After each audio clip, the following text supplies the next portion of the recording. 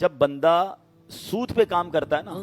وہ سست ہو جاتا ہے، وہ کاہل ہو جاتا ہے، وہ کاروبار کرنے کی جو چستی ہے، جو ایفرٹس ہے ختم۔ اب میرے کو پیسے لگا دیے، پیسے مل جاتے، کیا ضرورت ہے کام کرنے کی؟ اس کا جو مائنڈ ہے وہ لاک ہو جاتا ہے، کریٹیوٹی ختم ہو جاتی ہے، وہ کبھی بھی نیا کام، وہ جب بھی نیا کام کرنے کا سوچے گا اس کو ڈر لگے گا، یار پیسے کہیں لگاؤں گا تو کوئی کھا جائے گا، نقصان ہو جائے گا۔ سود پہ اچھا ہے نا، پیسے لگاؤ گھر بیٹھے مل جائیں گے۔ تو ایک تو معاشی ایکٹیویٹی ختم ہو جائے گی، یعنی شریعت کے اصول کا فائدہ دیکھیں کہ اگر کسی امیر کی جیب سے نکل کر کاروبار شروع ہوگا، مثال کے طور پہ وہ فیکٹری لگائے گا تو سینکڑوں لوگوں کو جاب ملے گی،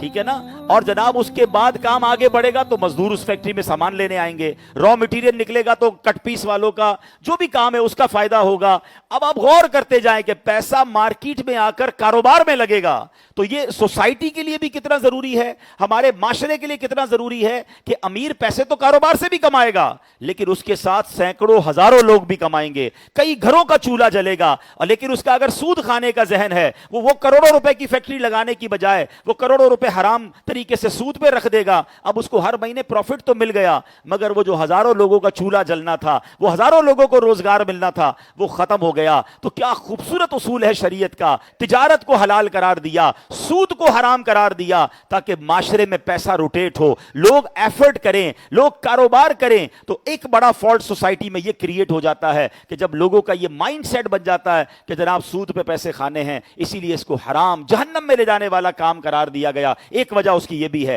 اچھا، ایک اور بڑی پیاری حکمت علماء نے بیان کی کہ جب بندہ سود کا کام کرنا شروع کر دیتا ہے نا وہ بے رحم ہو جاتا ہے،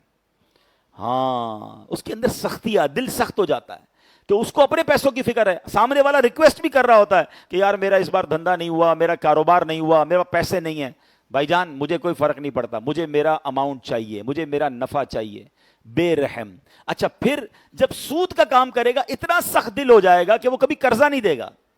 اب جب آپ کو پیسوں پہ پیسے ہی مل رہے ہیں، اب کوئی آ کے مثال کے طور پر غریب رشتہ دار کہتا ہے بچی کی شادی ہے 2 لاکھ روپے دو، اس کا تو دماغ چلنا شروع ہو جائے گا، 2 لاکھ پہ تو مہینے کے اتنے بچتے ہیں، اس کو دوں گا تو مجھے نہیں بچیں گے، یا تو پھر اس کو بھی کہے گا 2 لاکھ دوں گا تم مجھے کتنا دو گے؟